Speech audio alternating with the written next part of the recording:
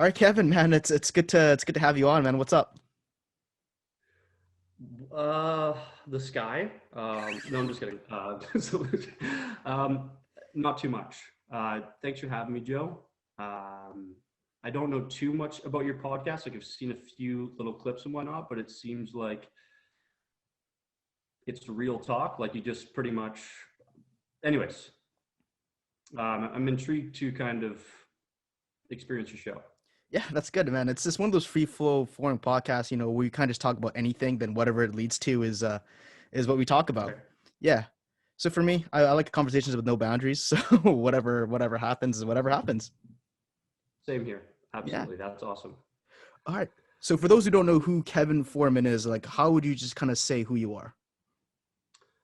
My name is Kevin Foreman. I am I would describe myself as, like many, an individual who's experienced some interesting things in my life. And overall, I would consider myself like a survivor. Been through some good, some bad, but I'm here today and somebody who cares greatly about the community that I still live in and I've lived in my whole life, which is Port Moody, Coquitlam, in just outside of Vancouver. And apart from that, I'm somebody who's always been interested in business in my entire life. I kind of grew up with my dad and some family members starting businesses, and had a business when I was younger, when I was 19, for a few years. Then kind of went off and traveled and got into civil construction.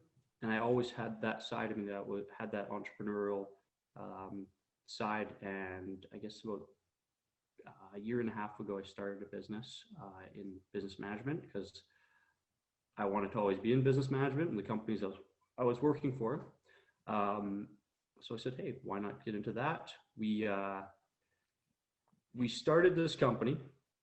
It's called Sheep Business Consulting, and I didn't know exactly what it was going to be in management consulting. So what we did is I created this website, had probably 10 different services.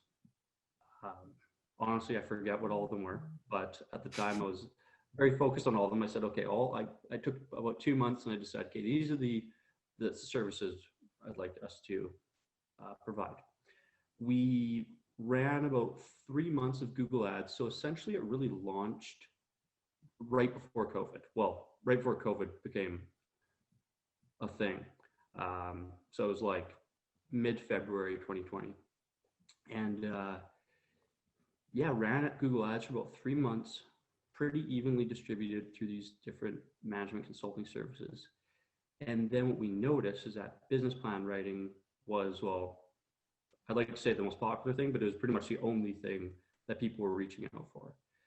So as time went on, we kind of doubled down into that. And out of our ad spend, which was like $1,000 a month, we just kept going further and further down into business plan writing, learning more about it, building out pages for it. And then we got to the point where we said, okay, we like business plan writing, we like sustainability consulting and strategic planning. Redid the whole website, planned it Yep. out, rebranded, and in the summer of last year, we launched our current brand and website, Bsbcon. Formal name is Black Sheep Business Consulting Corp. And with those three. And as time went on, uh, people kind of came and went in our company, and we're still doing the business plan writing thing. We're also getting into one grant, which is the Can Export grant, and we're currently kind of focused on expanding internationally and getting some investors, getting some financing, and that's what we're doing. So yeah, that's what we do. We help businesses create strategies and plans. And I'm certainly not the expert in every area, but we have experts in each area. So if we're doing a financial projection, we have a CPA on our team. He kind of specializes in that. And yeah, as we go along, like people don't really know with business plans. It's like, what is a business plan? People have a fair idea, but there's really a lot of different types of business plans. There's immigration business plans, bank loan, investment, strategic. There's just so many different types. So we're just building out all these different pages. Yeah, I could go on and on and on about our business, but yeah, we're trying to expand internationally, and it's a great time. It's an awesome time. It's nice to help small businesses, people who are like, okay, I have this idea, but where do we go from here? And yeah, our team genuinely cares about it, and yeah, we try to do whatever we can for our clients to bring their ideas to life, and we're not afraid to tell them if their idea is not original or If it's isn't like, trash. yeah, we'd rather tell somebody right away. So, and again, Yeah. Oh well, my. Like, so you've told people that their ideas are trash. Like, were they just absolutely devastated, or? I don't know if I've ever like actually told somebody. Well, I've told one person that their website was not a very attractive website. Like they had, just because like if your business model, which a lot of business models are these days, is digital, Yeah. and people are buying off your e-commerce store, if Yeah. they go on your website and immediately look at it and they go, this is garbage, they're not going to buy off you. They're going to be scared. They're going to be, how outdated is this? Who's running? But if they go to something clean and simple and it's user friendly, of course they're going to go, well, they obviously have it's subconscious. Like as consumers, we're smarter than we ever were. We know an original piece of marketing. We know, you can sense trust, right? And if somebody has an amazing, like look at Google, it's just a white page with Yeah. 3 or 4 different companies. And it's always been like that. Well, that's one of the biggest companies on earth. It's like simple and easy to use websites. People know that means, for the most part, one, the company means business. Yeah. Because to get a website, like, so yeah, it's just, I'll tell somebody. So anyways, long story short, with that person, essentially, I said, one, the website right now, I don't think that this is a strong website because XYZ. Mm-hmm. And I don't think it's really going to work with the current website that you have. So that would probably need to be either updated or just completely redone. And in our initial conversation, like if somebody comes to me and they're talking about their idea, I'm just going to tell them right away. Like I'm going to ask a lot of hard questions. I'm not to be mean or challenging. Like most people, of course, we want their business. We Yeah, want for to work sure. with them. But at the same time, I would rather tell 10 people in a row or ask them really hard questions and for them to go, oh yeah, I didn't think about that. I'd rather do that than to say yes to 5 of them and then they come back to us in 2 months and they go, well, my business didn't work. Like when we develop a business plan, we're not developing it just to get paid. We're developing it so that business is going to go out and be effective. And that's where, like, when somebody comes to us and they go, well, we're going to market by putting a bunch of door hangers on doors and this and that. And it's like, I can tell you, I spent pretty much 24 hours in a row in my first business, and I left door hangers on 2,000 houses or whatever with a bunch of people. Mm-hmm. One person called us, and they were calling because they're annoyed that we left a door hanger on their door. Do you know what I mean? Like, Wow. Yeah. certain things work, certain things work, and Mm-hmm. it'll be argued like that. Anyways, I'm just giving you kind of a point there. But on that topic, print actually, according to a few marketers I spoke to, is actually like the most right now. That was Yeah. 10 years ago, but right now, print is actually like dollar for dollar the most effective form, because nobody sends forms in the mail anymore to a bunch of houses. It just doesn't Mm-hmm. happen. So when it does come, it's like, oh, I'm going to look at that one instead of throwing it out. But anyways, that's a conversation in itself. But yeah, we try to be as honest as possible. That's one of our values. That's good stuff. Now, you mentioned at the very beginning you're a survivor. Now, did that survivor ever play into that inspiration of why you started this consulting company? Mm-hmm. Mm-hmm. Well, yeah, absolutely. Yeah. Like just continuous growth, personally, professionally, just in every way, right? Like, and I got sober about 3.5 years ago. I had a bit of a like I went to my job and I was doing everything, but I was being broken down by alcohol and drug usage. And something happened in my life, and I got sober. And for 3.5 years, I've been sober. It's been amazing. And I got to a point about a year and a half ago where it was the winter break Mm-hmm. of working for a company that's an amazing company. It's in civil construction. I worked there for the past 3 years. I just left a month ago, and I had a few months off, and I was sitting there, and in recovery we say, God, grow or die. Like either continue to like grow and build yourself and learn, or that's it, pretty much, right? And anyways, regardless, I was sitting around and it was great. And a part of sobriety has been taking care of myself, and like Yeah. having everything was so extreme before, and it's like, so I was sitting there watching Netflix, and I just finally said, my girlfriend at the time, she had just started a company, and I was like, um, I got to do this. Like I have the money here, I have the time. Let's start incorporating this. Let's figure out a name. I had a few different names in mind. I'd been thinking about it for a long time, and I said, let's do it. So I started up and went for it. Yeah.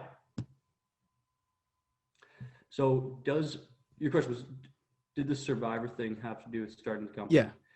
Yeah, I mean, yeah, like before this podcast, I I was driving home to put my computer there instead of being on the side of a road on a patio. Yeah. I didn't think it'd be very good background sound. And I was thinking about like the question of um, like why I do what I do. Mm-hmm. Like what's the purpose of life? Yeah. What's the meaning of life? Give life meaning.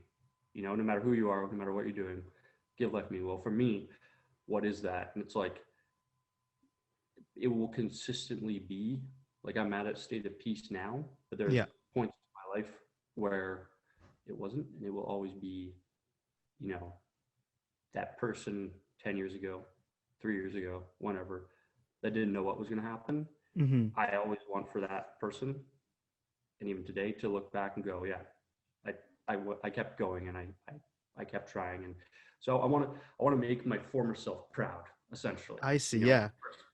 the person Self. who's like, yeah, Good stuff, man. Good stuff.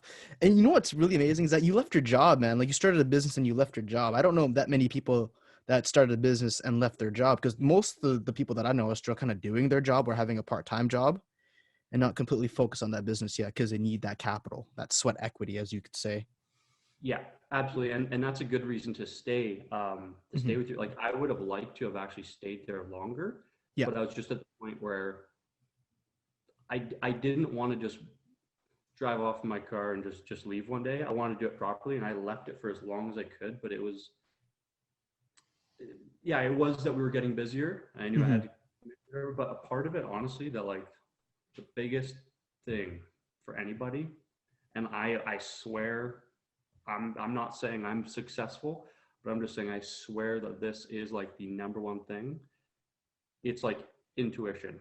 Okay. When you stop second guessing anything you do and you do it, like for example, if you're like, I need to work at my job for this business for the next 3 months, and then I'm really going to look at it, and I feel like we're going to get busy enough and this and that's going to happen so that in 3 months from now I'm going to be there.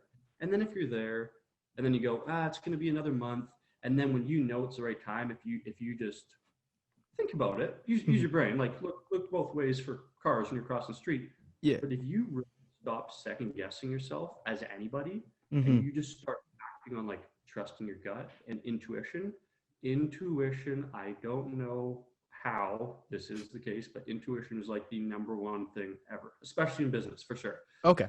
Fall, being intuitive and just like listening to everything and just going with what you, because everybody these days, what do? We just listen to everything. When do we actually like dial in and like listen to ourselves and like, what are we sensing and feeling, this and that? And anyways, all I'm saying is listening to your gut, listening to yourself, like your own intuition is like the biggest thing. And I try to like live by it now, like so much, even just anything you can think of. Like even like saying jokes. Like what are jokes? Jokes are saying like the funniest things or the most offside things ever. But like it's not meant to be hurtful. It's just meant to be funny. But like Yeah. that's what makes it funny. It's we laugh because we don't know what else to do. It's like proven that you laugh. It's like so with jokes even it's like you just have to trust inside. You just have So anyways, I'm just consistently trying to be as intuitive as possible. You know, you ever watched the show Shark Tank before? Yeah, I have. Yeah, dude, they always talk about that, man. It's like just trusting the gut that, I don't think this is the right investment, to kind of put that money in that business. Do they really? Yeah, Yeah. that's hilarious. But yeah, I swear, like, again, I'm just on the beginning of my journey or whatever. Like, hopefully, Yeah, man. I swear, Yeah, go ahead. that's a big thing. No, yeah, go on. Because for me, man, I'm at this thing where it's like I don't want to do this job anymore, man. But like at the same time, I need to kind of have that capital to come in to invest in this business and to kind of grow it out. So that's kind of where I'm at. But I know it's one of those things where it takes time and it takes patience for this business to kind of grow exponentially. Then from there, I can kind of really decide if I want to focus on this full time. Yeah, that's where I'm at right now. Absolutely. Yeah. I would hear just a few points. Like, yeah, for sure. One. Yeah. What about this podcast? Like, is there anything truly unique about it that you like? Let's just say you had $100,000. Yeah. And you were able to like go both feet into this, and you went all out. What is unique, do you think, about your podcast that would like set yourself apart from any other podcast? Oh, I love this. Something. Yes. You don't have to say it. Anyways, you don't even have to say it right now, but oh no, I want to say it. Good. Let's say it. All right. So basically all my partnerships and all my ads are all local Vancouver companies. They're all local Vancouver startups. So, because I believe, like I said, empowering the community. And I think if I'm able to at least give them some ad space, then that allows them to grow too, right? So it kind of benefits all of us essentially. So all also a lot of big podcasters do like NordVPN or ExpressVPN, but like all my like other ads are like local Vancouver companies or like local Vancouver startups.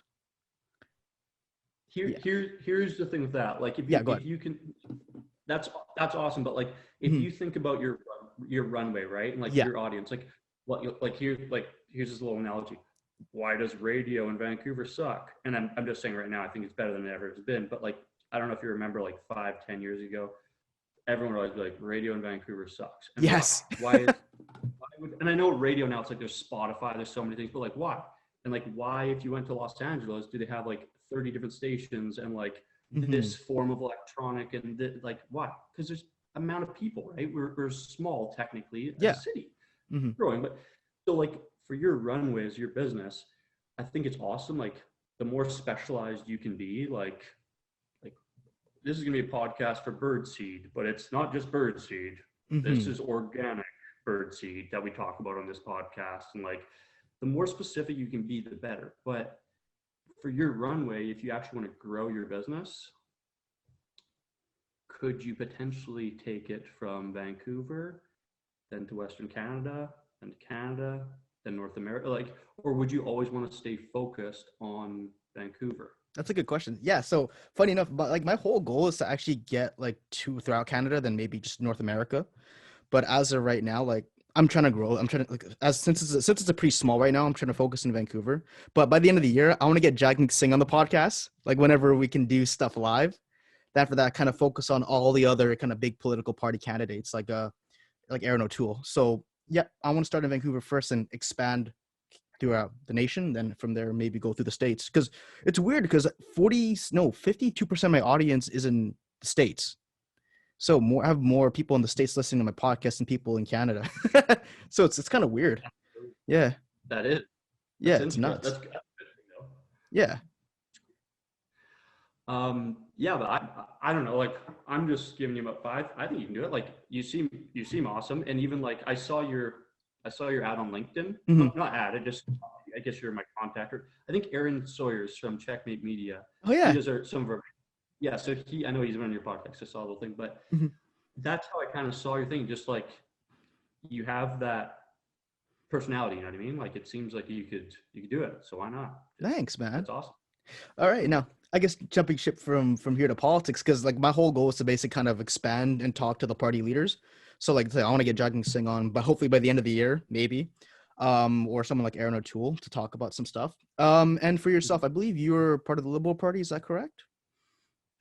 Yeah, so I'm technically a member of the Liberal Party of Canada, and I mean anybody can be a member. But and then I'm also on the Port Moody Coquitlam, so a riding Mm-hmm.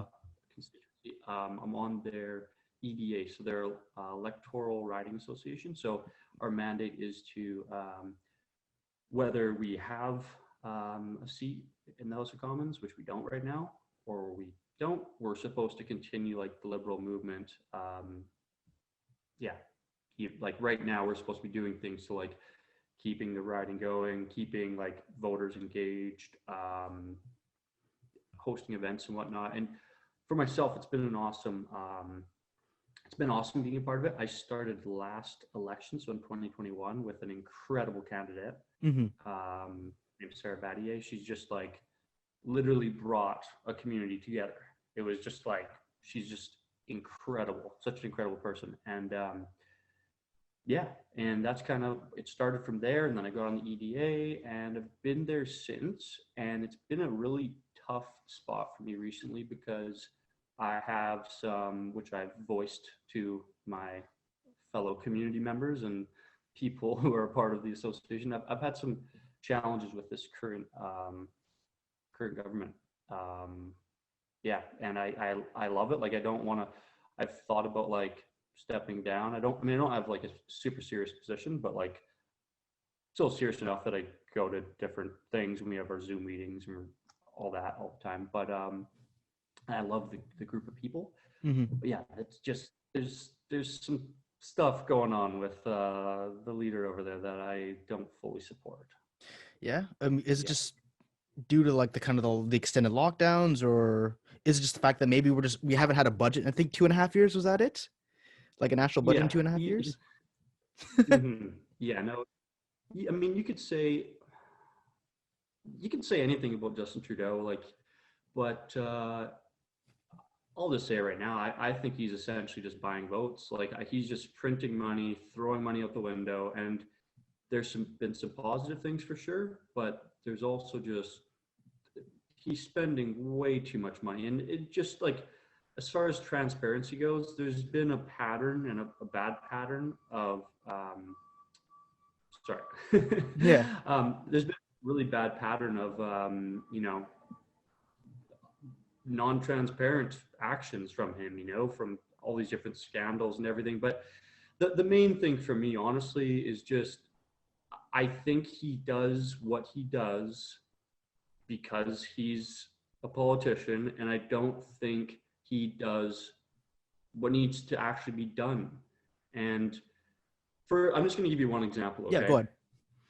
During last summer, or yeah, this last summer, during the Black Lives Matter movement, which Mm-hmm. is its own thing, and it's great, but he went into a crowd of people that were having protests in Toronto with his mask and had like all of his private security around him. This is like in the heart of COVID too. Yeah. And event, and then like walked in and you know took a knee and just like took a knee and had this moment, and then he left.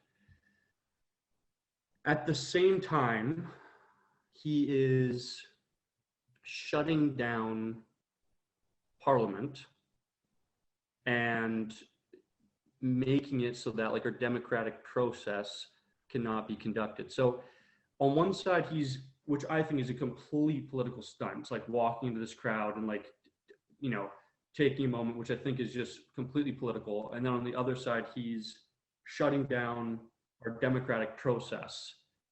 I just think he's a classic leader who's just throwing money out just to get votes. And, you know, there's some great sides to him, and he might mean well in some ways, But when we look at something which in our current system, which is really important, which is money, when we look at that, he is he's not responsible. And we're spending so much money right now. And it's great because he'll stay in an extra, for him, he'll stay in an extra 3 years because, hey, the party's still going. We're still throwing money Yeah. out to this, money out to that. But when it's all over, this is real implications on people's lives. And do you know who's affected the most? Two types of people. All right. Rich people actually get richer Really? Okay. because Okay. there's Yeah. more money. Makes sense. Yeah. Yeah, the rich get richer and the poor get poorer. The wealth gap just divides. All the money he throws out into the system in this current world goes to everything digital. It siphons down into our economy and goes into Jeff Bezos's pocket and everybody.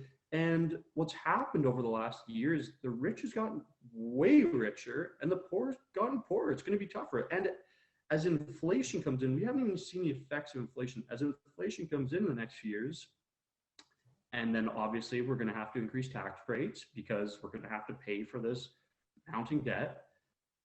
It's just going to make it more challenging for the middle class. Well, the middle class is just going to continue to shrink. Yeah, and it's just going to affect us. So I hate to be a Debbie Downer with all this, but it's like, it's a real challenge because even if you look at the political system in itself, allowing people to vote, of course we should have a democratic society, of course. But are we as humans, are we as regular people, are we right to make such big, serious decisions when we don't fully understand the magnitude of who we're voting for and what's happening? Like, if Justin Trudeau and the Liberals stay in for another 5 years, that's going to have huge implications 10, 15 years from now. Yeah, I'm gonna stop ranting, but I guess I should just on one last part. I should delve into the whole thing about us being able to vote. Of course, I stand for democracy. All I'm saying is I've heard of different studies and different people talking about potentially a system where we have a neutral council of people who understand all the different levels and all the different options. Mm-hmm. And we almost vote them in and they vote for whoever is best based on our morals and our ideals. Because seriously, like, we go to the polls and people will vote for somebody because they have whatever, nice hair or they, and like, is that, I don't know. It's just a question in itself, you know? But yeah, but I'm just not all that confident with our system right now with the way it's going. So I want to get back. I'm digging myself the hole. No worries. All right. So that's good to hear. Okay. Okay. So I want to get back. So we talked about kind of spending money, like, because I think they went without a budget without 2 years, right? For 2 years, is that correct? Or like they didn't have a budget? Wouldn't you say? Okay, perfect. So wouldn't you say that, I'm playing devil's advocate, so wouldn't it be fair to say that because we're in such a pandemic that it's acceptable as of right now to spend as much money as we are because we've been paying off our debt for quite a while, but now because that this once in a century pandemic comes in, we are able to kind of afford to spend that money? Yeah, for sure. So first of all, I agree. If I have to be as like neutral as possible, or just as fair as possible, yes, it is better that Justin Trudeau was there and he, through his leadership, we spent more money than not enough. Mm-hmm. The implications of us spending not enough money to stay afloat would have been way worse for sure. So I'm happy that we spent more money than not enough. Mm-hmm. With that being said, I don't like the guy. I don't think he's any good. You know, like, yeah, he all right, let it out, Kevin. I'm just going to get annoying just continuously talking about Justin. But no, I had the chance to meet him about 5 times through the last campaign. Yeah, I didn't go once. Just for the reason that, what positive thing am I going to bring? Like, I don't want to ruin it for the fellow people of my community that are part of the Liberal Party. Like, so I just kind of stayed away from it. But yeah, I don't I don't. Mr. Trudeau. Yeah. So, what was a large, basically, reason why he was voted in? Because just based on his credentials, he was what, a former drama teacher? Yeah. He was, to the best of my knowledge. Yes, absolutely. Well, it's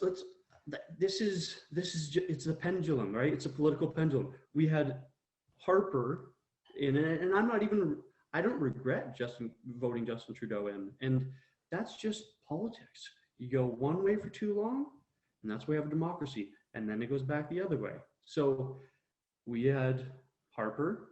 He had zero environmental plan whatsoever, and it was like, okay, we're going to need one of those probably. And yeah, it was time. He had outdated policies in so many areas, and I voted him in. I supported him because I was like, hey, this is a breath of fresh air. Like, Harper, you're great economically, maybe even militarily, if that's an important thing. And you know, but it was time. And it's like the pulse of a nation, right? Like, politics is a very personal thing, you know, at the end of the day. So like, if you're a politician, you want to be able to like really get down on the level of everyday people, right? And like, Yeah. that's what great politicians are able to do. And we all felt that it was time. Everyone did. That's why Justin Trudeau came in. It was a landslide. Like, and here's the scary thing about him being in right now. And this is what I was going back to about us maybe not being smart enough to know who what the implications. Like, until it's too late from an economic standpoint, Yeah. I can see I can see him staying in with a minority. Hmm. I can see the liberals continuing this train on for a really, really, really long time. Like, if I had to guess right now, I would just guess that the liberals would be in power as a minority for the next 4 years. So I'm calling it right now, 2025-ish, liberals will be in power until then. That's my guess. And why? Because it's like, more things are going good than not good. Like, let's say the conservatives get voted in. What would their platform even be?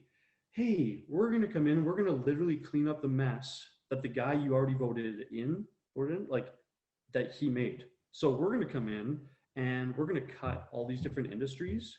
And in the short term, it's going to suck, but we're going to save ourselves as a nation from turning into potentially like some socialistic, out of date Venezuelan country in like 15 years. So, how is that a good political move? So, all I'm trying to say is,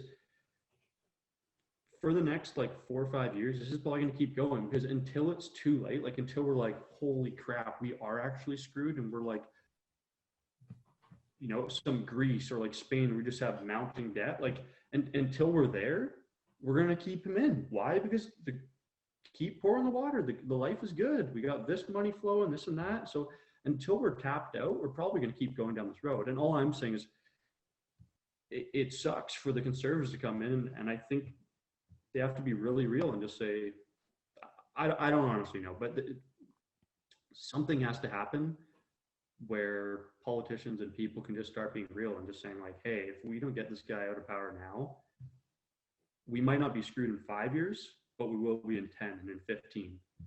And I think that's a good part where we can go from, well, that's the environmental side. So that's right. That's the economical side. But what about the environmental side? Justice Trudeau and the Liberals are doing so many positive things from an environmental standpoint, and they are. But if we're environmentally sound here and we have zero emissions, even, let's just say, Yeah. does it matter when we share the same ocean as the rest of the world, and like things are moving so fast and we're overfishing, like just destroying the planet in every single way? Like, who cares if we're perfect? We need a leader who can, or it doesn't even have to be a Canadian leader. We need a world leader who can step in and say, hey, everybody, what if we do this? You know, like, we need something drastic if we're actually going to have a chance at saving this planet, or even just like pushing off serious environmental fallouts like So this just century. kind Yeah. of tie it back a Anyways, bit. So you talked about basically if the liberals are in power for about 15 years, it might slide into a socialist state. Is that correct? You think so? if if we keep doing what we're doing, which is spending way more money than we should, I personally think, like, let's just say the Liberals continued on and we kept going down the road we're going down, I think we will get to the point in 5 to 10 years where our debt to GDP ratio is sort of whack, that we will have to take some measures that you'll see in places like Greece. The drastic side of it is Venezuela, when we have so much money in our system that inflation goes up so much. And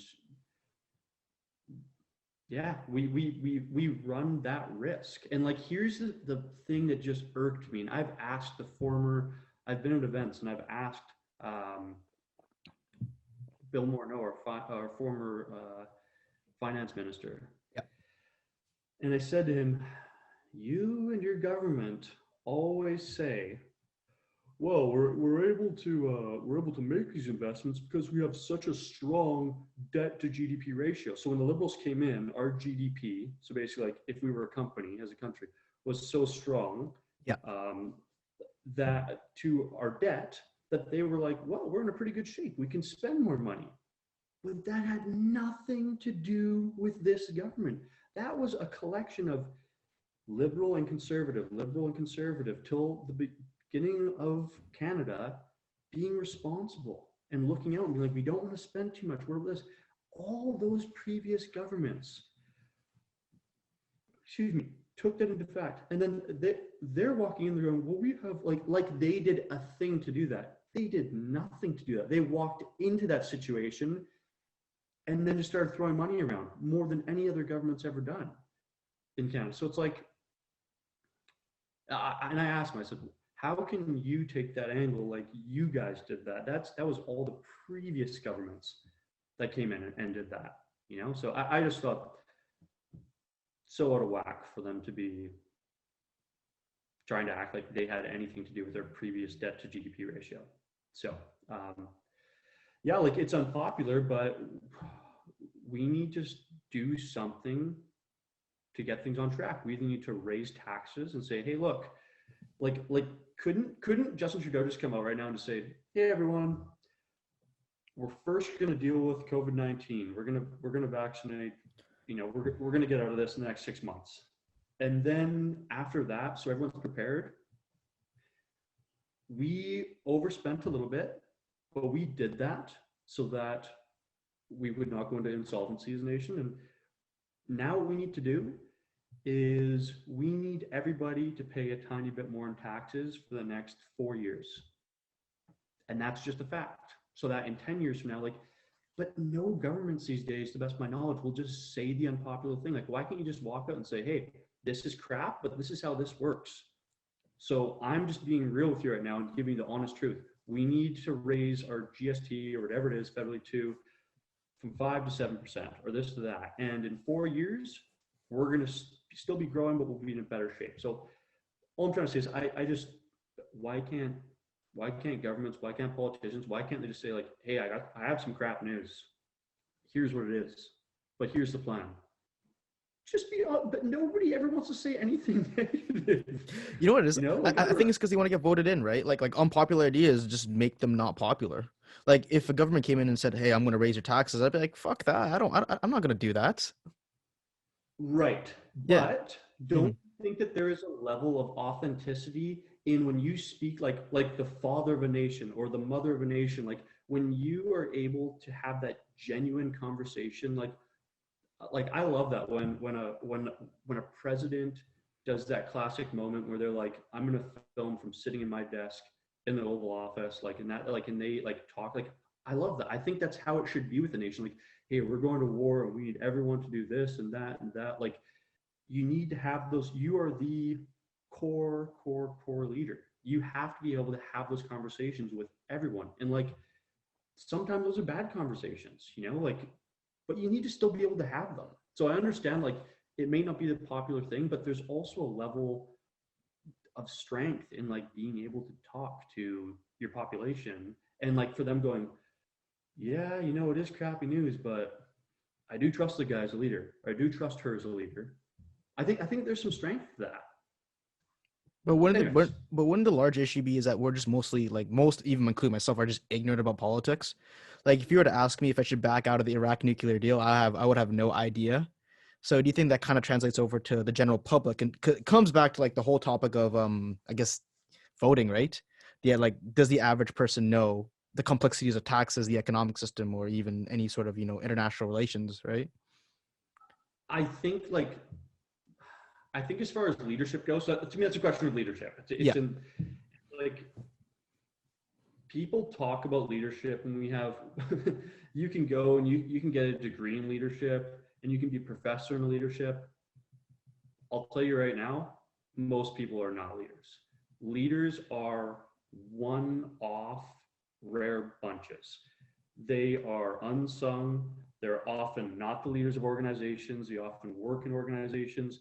Leaders are different and they are trailblazers, like they do things differently. And all I'm trying to say is in politics, Yeah. a true leader from the get-go would be able to walk in and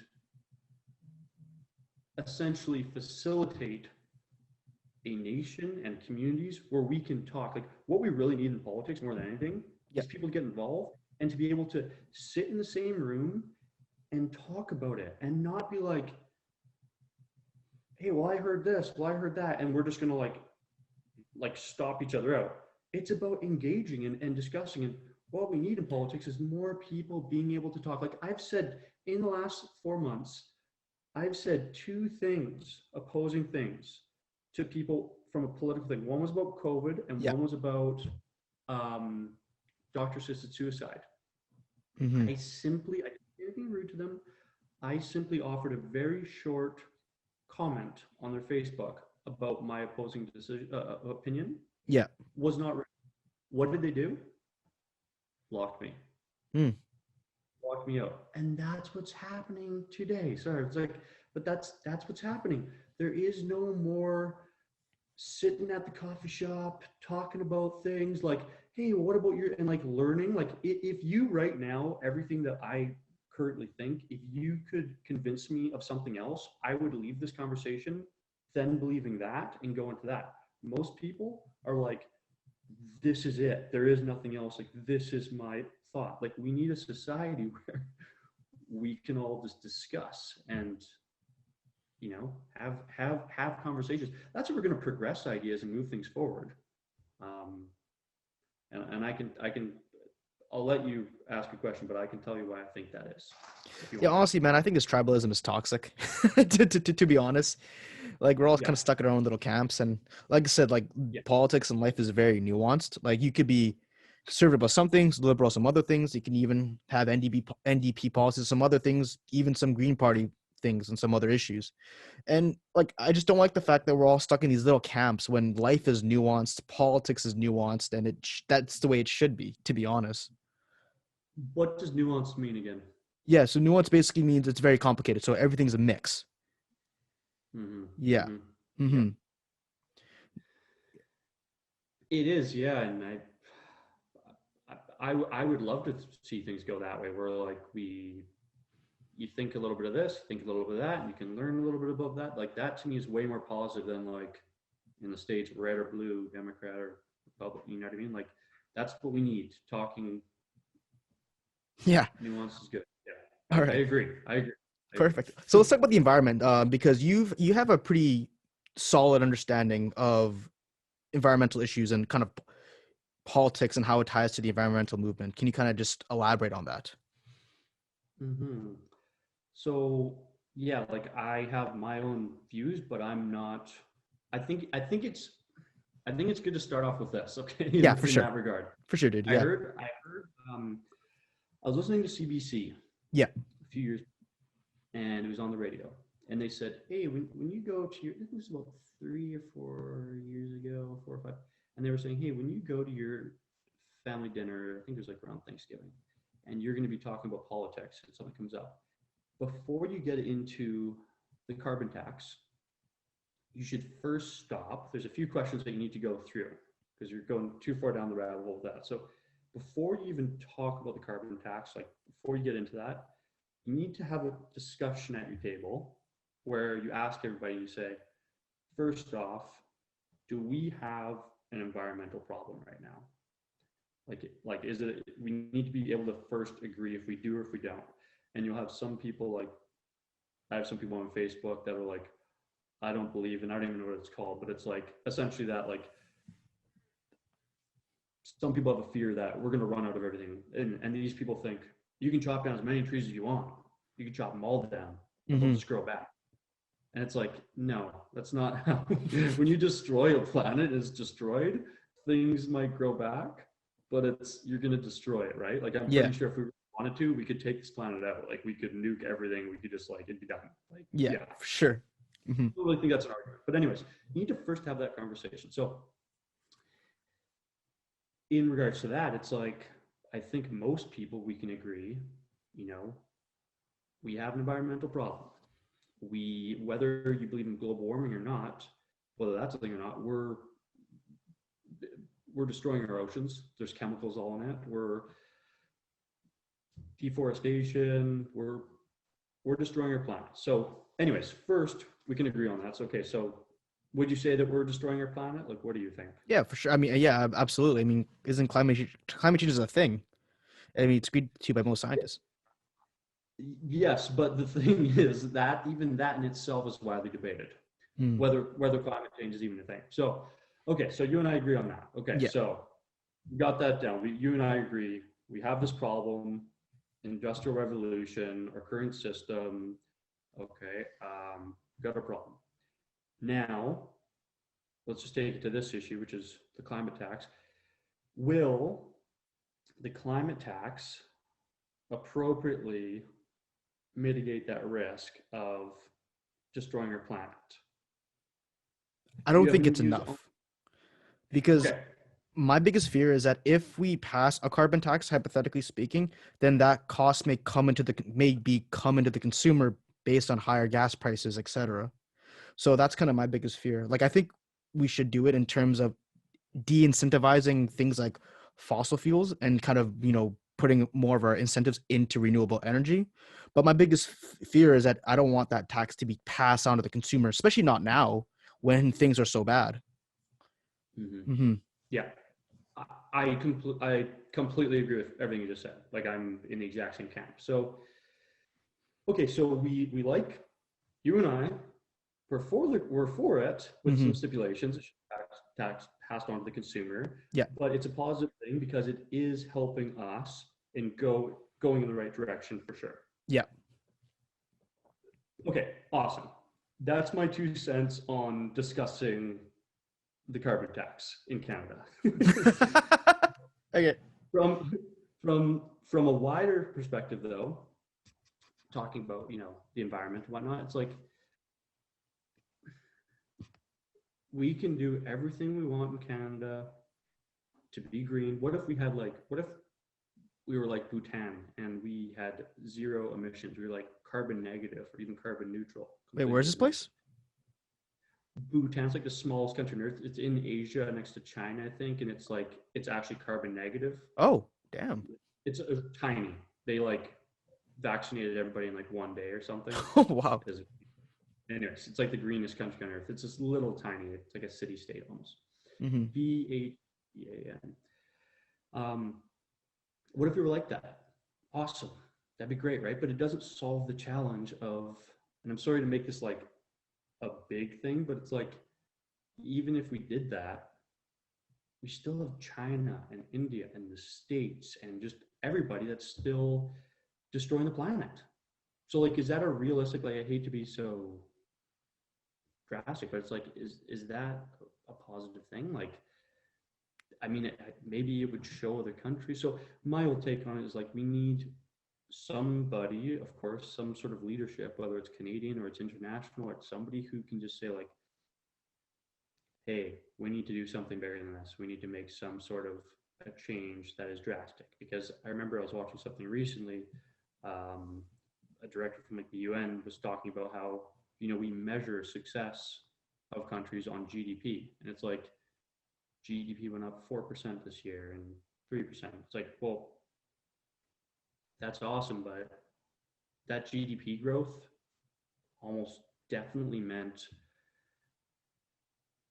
that there was huge like environmental impacts of that. So anyways, I'm just bringing up, it's kind of a depressing issue, but it's like we need something else. We need to try something else. Um, yeah, but that's a huge challenge. So Yeah, I mean, it's just a lot of it's just yeah. I mean, that's a hard topic to tackle because, like you said before, like most of the developed world, I don't think is really pushing that much carbon now. It's mostly developing countries like China and India that are kind of producing that. Then you can kind of even see parts of China where they've integrated environmental movements into government and into business. Like you've seen some of these apartments have trees and stuff, right? That kind of suck in the carbon. mm-hmm. So Mm-hmm. that's kind of an issue. But the other issue is that some say that it's basically either too late or if we don't change something fast, we're going to be in a very bad spot in about 15, 20 years in terms of carbon Oh change. yeah, Yeah. we totally are. Like Yeah. we're our lifetime. I hate to say it, but like Hmm. I just saw David Attenborough's, with BBC. It was like Yeah. his last, like this is my last video sort of thing. It is bonkers. It's on Netflix right now. Hmm. He shows like it's him talking about like, hey, I started in environmental journalism or whatever it is, like 70 years ago, and here's how the population went up and like the temperature of the planet and just like deforestation. It shows like it's like a clock, and like every 10 years he shows videos of him like in this part of the world and how he was noticing changes. Hmm. And then it gets to the point where it's right now, and he's like, I'm pretty much done. I'm out of here. Like I'm this is one of my last videos that you'll ever get. Yeah. Getting too old. And if we don't change, here's what scientists collectively say will happen every decade. Hmm. And it shows in 2030, it shows in 2040, 2050, 60, 70, 80, and it shows in 2100. It's ridiculous. It's scary. Like, scary. When you watch one of those things and it just like, that's like your moment where it just changes your perception on it. Yeah.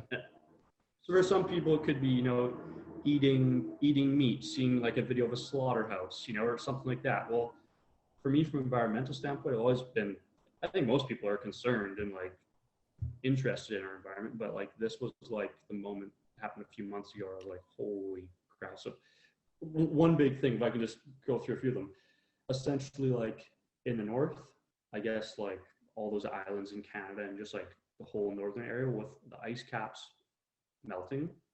Hmm. Um, Underneath a lot of those like islands and whatnot are like actual like land, Yeah. and all that ice melting, there's like they say like tons of methane gas in there. So in like 2025, like 2030, 2040, with all the ice off, it like warms up enough that the methane gas starts coming out, and basically like this huge onslaught of like methane gas is just going to come into our ecosystem, and it just essentially it's, if I could say it, it's like exponentially going to get worse.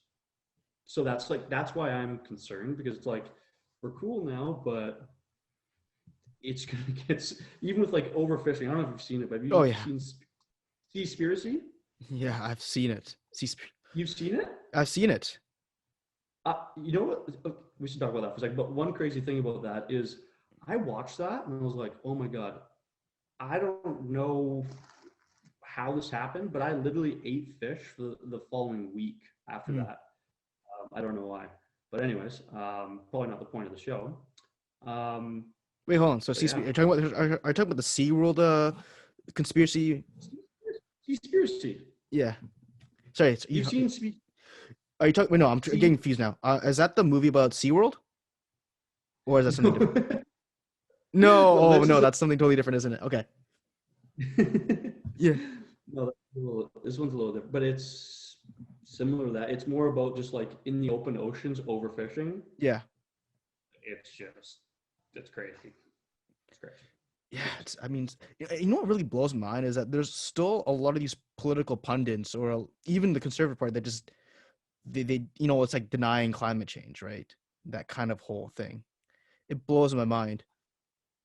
Okay, Yeah. we're going through some big topics, but I want to just say one thing on that. Go ahead. Yes. Peer is one of our biggest devils and like the biggest challenge.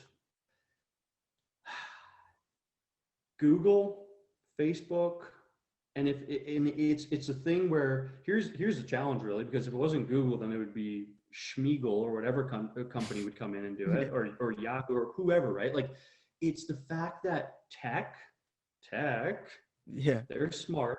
They have these machines and things are smart, and then we have people. No offense, but that's not doing too good. And then we have government, which is that with, you know, a little bit of wax on it. It's cleaned up a little bit. Well, tech and private enterprise and government isn't doing too well in the government regulating the tech.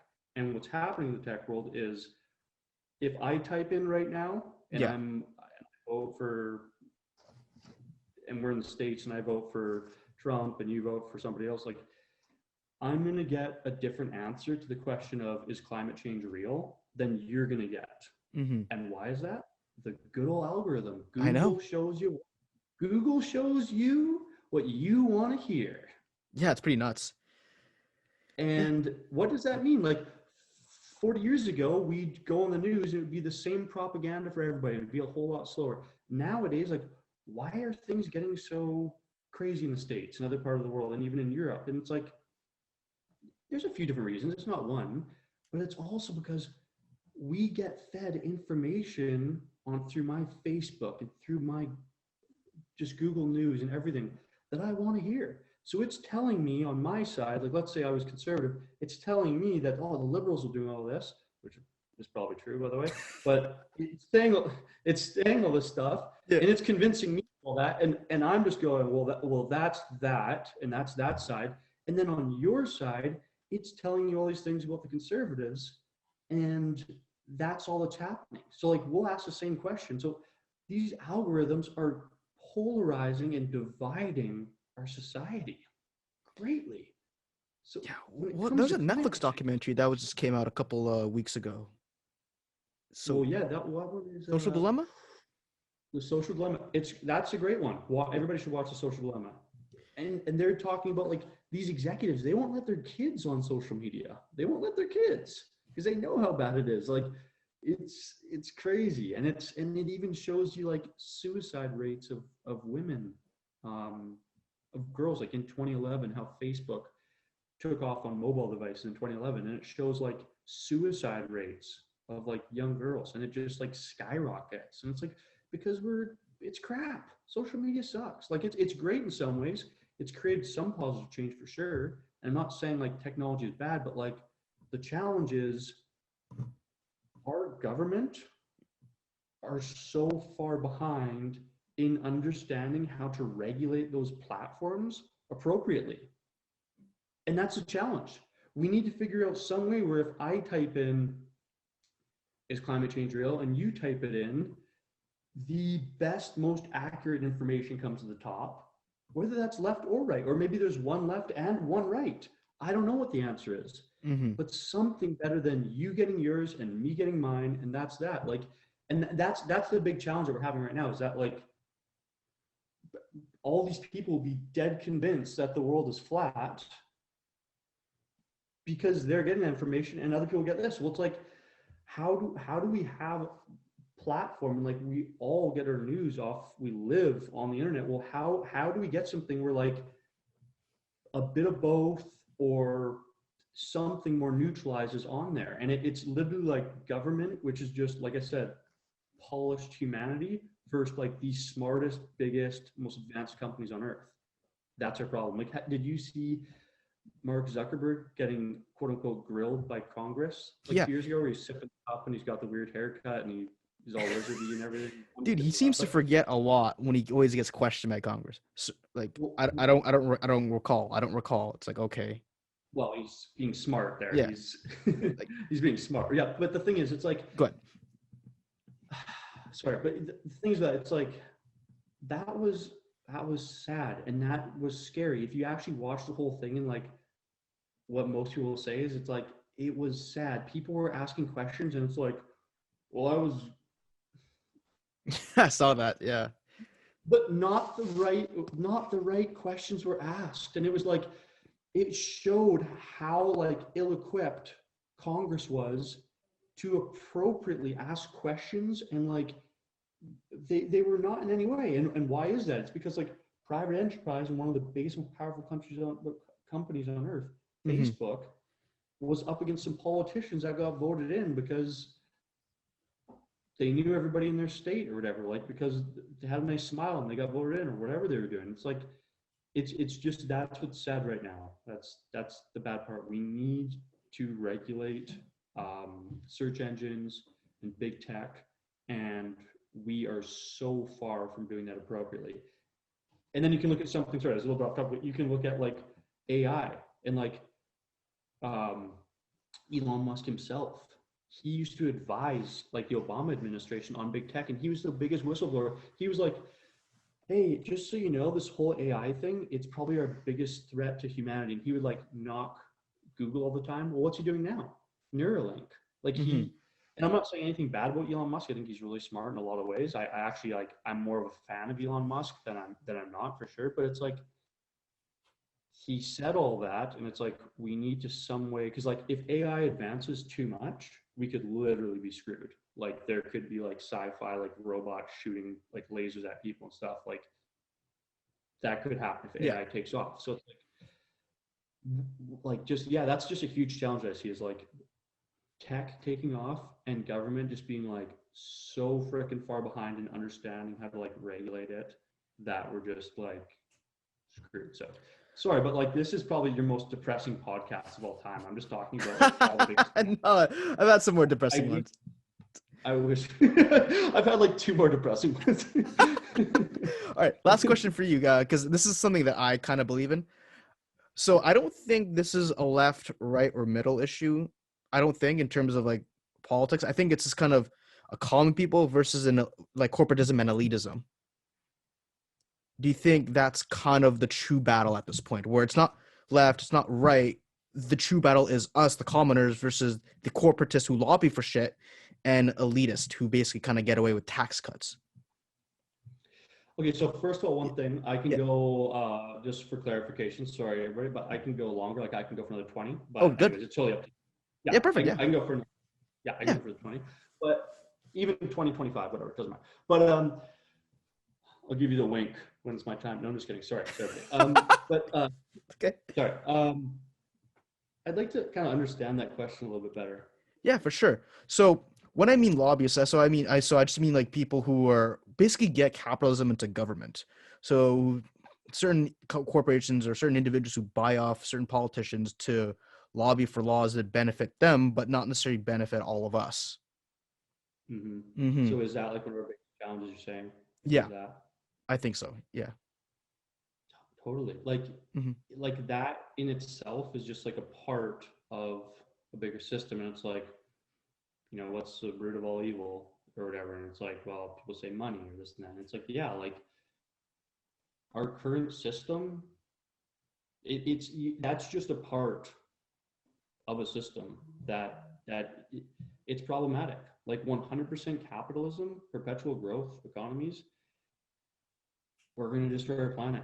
Like GDP means we're destroying. Even with me, our business, which Mm-hmm. is separate from everything political, I'm saying, but like even our business. Right now, we're focused on writing business plans and grants. We will Yeah. not write a grant or a business plan to support a company that is going to open a coal mine or that's going to open a gun shop. I'm sorry, like nothing against people who like guns. I'm just me personally, like, I don't think that if you have a gun and then if I have a gun and everybody else has a gun, that makes us safer. I think it makes us less safe. I'd rather me not have a gun. So anyway, it's like, Yeah. yeah, Okay. like I, even if we support nothing but positive businesses, ice cream shops, bike shops, whatever, e-commerce stores, they're all like these, what if they were all actually like more on the sustainable side? It's still going to have negative effects on the environment. And like if somebody, I'm sorry, but like I personally think like economic growth in many ways spells negative for the economy. There's negative for the environment. And it's like, our system, like when you talk about the lobbyists and all that, it's like they're really just progressing capitalism. So we need something where we keep capitalism because we need it for ingenuity, but at the same time, we need to be able to scale it down. Like, what if instead of planes flying across the world, we had like a really fast, like hyper fast, like train system that took people like, I don't know, maybe it's a tunnel underneath the Atlantic, or maybe whatever it is. But like, what if we had like these long distance like rail systems which could just like take people from here to there, and that meant destroying basically the airline industry and starting up this, but it was going to be better for us environmentally. So all I'm trying to say is that the root of all you like or is that a huge challenge? Like, of course it's a challenge, but it's more, they're just a part of capitalism, which has positives and negatives, and it's, yeah, just long term, like that's our biggest challenge. It's like capitalism works, it makes everybody in many ways like orderly, show up at a job to do this and that, but like what's the negative side of the stories? I'm getting depressed by myself right now. Yeah, let's talk about some positivity, man. Yeah, yeah, I mean, I guess the good thing about where we live though is that you could rise up from anywhere and you can start your own business, you can get a high skill job, and you can live a pretty good, happy life. That's, thank goodness for that though, because there are some places in the world where that is not possible. Oh, absolutely. No, it's great. And it's a fantastic game. I'm sorry, but that just made me think about this game that, because we literally went, because then I started thinking about the positives of business when I was just kind of going like, yeah, but every business, like, and anyways, there was this one game I played like last, what was it? Not this New Year's, but the previous one. Yeah. And I'm going to ask you a question. Yeah, for sure, dude. No, and for 40 seconds, you have to answer it. We don't have to do it, but no, I'll do it, dude. So for 40 seconds it happens, and then as soon as it's over and somebody like literally times it, and you have to like keep talking about why it's the worst thing ever, and then I turn around and I ask a complete opposing question of why it's the best thing ever. And anyways, it's a pretty funny game. But yeah, like business and entrepreneurship is an awesome thing if we can do it properly. And yeah, like, living in Canada, living in BC, it's we won the lottery, like out of anywhere we could have been born or anything we could have done, like this is, even like our hardest days, like we have such amazing lives, like it's awesome, right? So I think it's important to be grateful and whatnot. Cool. All right, let's play the game. Let's do it. Okay, so give me 1 second here. I'm gonna go, we're gonna get into something a little bit different here. Okay, what's the topic gonna be for what's the best? So also I'm gonna get this timer out here. And 1 second. Getting our timer.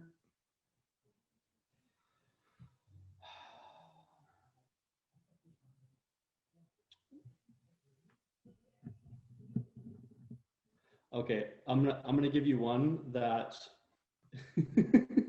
is gonna be a little bit more on the challenging side. Oh, let's do it. Okay, here's my timer. Okay, Joe. Why is coffee the best thing ever? Alrighty, let's go. You have 35 seconds. Or so you can ask me, okay, 1 second, ready. Why is coffee the best thing ever? 40 seconds. Coffee is the best thing ever because number one, I'm assuming it's super cheap to create, as well as it also gives a boost of energy. You can kind of think of it like a drug, almost like not even weed level drug, but like very low level drugs. Also, it creates certain companies. So for example, Starbucks wouldn't, I don't know if Starbucks would exist without coffee, but there you go. Employs tons of people, allows, office workers like myself to come in, get a coffee, start off the day just right, get those unnecessary calories in. Oh my gosh, there you go. Unnecessary calories in, new drinks and new, Joe, cappuccinos. Joe, why is coffee the worst thing ever? Okay, let's do it. All right, coffee is the worst thing ever because I think it's made out of like animal manure. So you're basically drinking poo. Also, it's also super addictive. So it's like one of those things like where if you get off it, then it's kind of hard not to operate your morning without coffee. So it's almost like an addictive drug in that sense. And like I said, I'm all about being au natural. So, so kind of going throughout the day without any sort of supplement like coffee is a bad thing. Being dependent on one substance for every single morning is pretty bad too. Plus, if you spill it, it gets on your pants and it's just hard to clean up. There you go. I mean, plus extra calories. Who needs that? What we're gonna do one more round. Can we do it? One more Yeah, round? absolutely, dude. Absolutely, man. Okay. Joe, why are family dinners the best thing ever? All right, let's go. Family dinners are good because it helps build the nuclear family. So builds the nuclear family. It allows you to wash all the plates at the same time because it's like one of those things is where if someone comes in super late, you're like, oh my fucking goodness, I have to like clean the plates up later because this asshole came in late. So that's one of them, cleaning all the plates at the same time, building that cohesive family unit. And just having the dinner prepped all at once just makes it easier than as opposed to someone coming in super late. Then now you got to make something else because you don't want the dinner to get cold. So yeah, family dinner. So I think that's why builds cohesiveness, builds a good family unit, the good old nuclear family. There you go. Joe, Yeah. why are family dinners the worst thing ever? All right. Cool. Dude, they're super inconvenient, man. Like, are you joking? Like, I'm gonna have to come in. Everyone's gonna have to come at the same time with their busy schedules, go in the dinner table and just chill and like eat for like an hour when everyone else has their own time. It's weird because it's like, let's say that we're all working in this economy because we have to work in this economy. We'd all have to somehow align our schedules at the same time to come home and to eat dinner. So let's say that my brother's working a night shift and I'm working a day shift. It's like, oh my goodness, someone's gonna have to compromise their schedule to make this family dinner because I'm assuming everyone lives in the same house anyways. You don't necessarily need to spend more time as it is to eat dinner. So you just got to work around the schedule. Plus, like dishes come like you got to wash a whole bunch of dishes. There you go, It's totally up to you. Do you want to do one more? dude. I'm doing anything. Yeah. Okay, this is literally the last one for everybody. I give my word on this. Okay. Yeah. Okay. Go ahead. So this question is posed like outside of COVID-19. So just imagine COVID-19 isn't a thing. Yeah, for sure. Why is Granville Street in downtown Vancouver on a Saturday night the best thing ever? Dude, there's so many clubs, man. It's so chill. Like you got studio coming up there.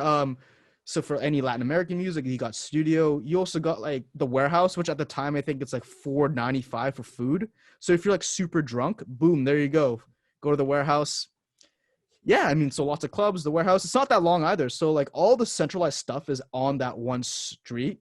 So if you're really drunk like myself, warehouse or even McDonald's, man, dude, can't go wrong with McDonald's, right?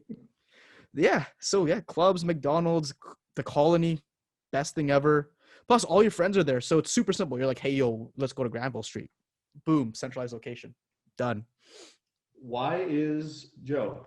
Mm. Why is Granville Street on a Saturday night the worst thing ever? All right, dude, there's just too many people there, man. Like, there's too many drunk people. Like, dude, I swear, like, sometimes, man, like, you just got people asking for fights, man. It's nuts. It's like you have one too many drinks and you think you're the best. Like, I get it. You've never been punched in the face before, but like, come on, don't pick a fight with just everyone, dude. Yeah. Plus, like, it's like you want to get McDonald's because you're super hungry. It's just so many people there. It's just a mess there. Oh gosh, a lot of alcohol too. Sometimes you step on glass. You don't want to step on glass with your shoes, dude. Especially if you bought new shoes. There's glass everywhere, man. Alcohol glass. No, that's just disgusting. There. Oh yeah, there you go. Okay, that was I really think if there's any editing in this podcast, it should just be like that. Just 4 minutes of questions for you talking. Or maybe, hey, what if we start, you can edit it, you can put that first, Yeah. and then it can come to, yeah. Anyways, I'm just kidding. Sorry, I just, No, dude, I love your energy, dude. yeah, I feel bad for, and I know we're still on the podcast, but I just feel bad for sometimes like the most challenging, like worst things, which are like some of the things we spoke about, or like the most challenging things, but it's also like some of the most important stuff up there. But anyways, I just feel bad for the, getting into some of the negative topics, but they're also important topics. So maybe who knows? Maybe us talking about it, a bunch of people were annoyed, but maybe there's that one person out there who's listening that sparks some idea, and they're gonna get involved in politics and be our next prime minister, and who knows? So It's pretty nuts, man. Yeah. Because like a good majority of my fan base are into politics. Good. Yeah, Well, then so hopefully, they can. I think that they can handle like the weight of some of those topics, then, and they'll at least be listening to it and going, "Nah, you're wrong," or this and that, or so. Okay, well, that's good. I'm happy then. Exactly. Like I said, my goal is to get Jagmeet. Okay, do you think I can do this? Do you think I can get Jagmeet Singh live on the podcast, get him high or drunk? That's my goal, man. Just kind of serve him some alcohol, get him drunk. Talk about life, man. You should just turn into Joe Rogan. Like, you'll just have him there. You just like start smoking. Come on, man, dude. It's legal. It's legal, man. Trust me. Just try something. Don't even worry about How it. How funny was that when Elon Musk like, what? Is it legal? Yeah, it's legal. Yeah. That's my goal, man. It's kind of like, here's a drink, man. Like, go ahead. It's all good, man. It's on me. Don't even worry about it. Just get him super drunk. Just let him just ramble on about life. Oh, that'd be funny. I think a good goal would just be getting him on the podcast. I don't know if you have to go that far, but maybe. I mean, yeah. Whatever. I mean, I guess it's up to him, but yeah, you just try to get him maybe on the podcast. I think that's enough. I think that's a goal. Yeah. All right, Kevin, man. Is there anything else you want to talk about before I end it off? No, I just would, if anything, like I hope there's a million people listening, but if there's even just one and we got at this point in the podcast, I hope everyone's doing good through this crazy time, and just like, I know it sounds cliche, but like peace to everybody, and even like for yourself, like thank you for having me on the podcast, and just it's crazy time, crazy stuff is happening, but I just wish the best for everybody, and I hope everybody's mentally and physically in every way just trying to positively move forward. So yeah, thanks a lot for having me on. I had an awesome time, and hopefully with your podcast and with the people you have, things progress, ideas progress, and I'd love at some point, maybe down the road, have me on again. We can talk about something like, have a little more structured and talk about something specific, maybe. But yeah, for sure, dude. I'm not going to invite myself back, but I'm just going to say, oh, dude, no, you're coming on, man. You're coming on again, man. I'd throw my name in the hat again if you want. But yeah, thanks a lot for having me. I had a really good time, man. I wish you the best with your podcast. It's awesome. You got Thanks, a great man. thing going. All right, everyone. Talk to you soon.